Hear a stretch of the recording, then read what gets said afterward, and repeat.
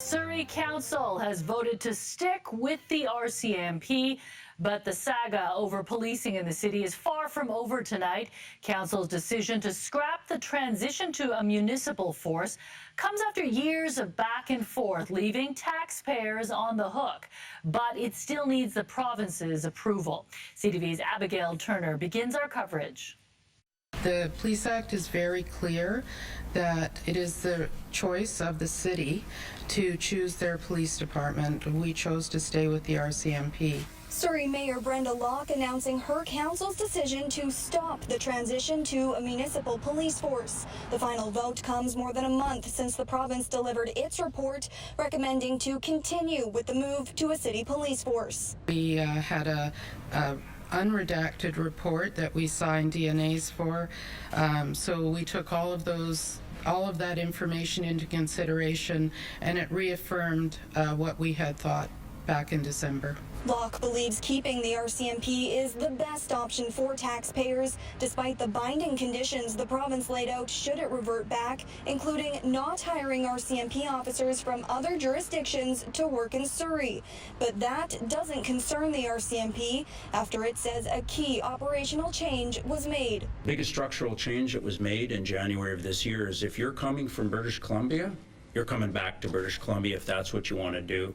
So we've never allowed people to come back to their home province and provided that guarantee. Cadets will be hired this summer, something that was put on pause during the decision-making process. There are 544 RCMP officers in Surrey with the goal of reaching 734. Despite today's decision, the SPS remains optimistic. If you look at the legislation, yes, any municipality can choose their model of policing. But the province is in charge of adequate and effective policing, which essentially is community safety. The province has not yet seen Surrey's final report. Council voted on Thursday night. Originally, the government promised $150 million should the city continue the transition to a municipal police force. The money is not available if it stayed with the RCMP. You don't start building a bridge and then halfway through you change and let's do a tunnel. CTV's Abigail Turner is at Surrey RCMP headquarters. And Abigail, many SPS officers are learning today they may no longer have a job with the city. Do we know what that process will look like?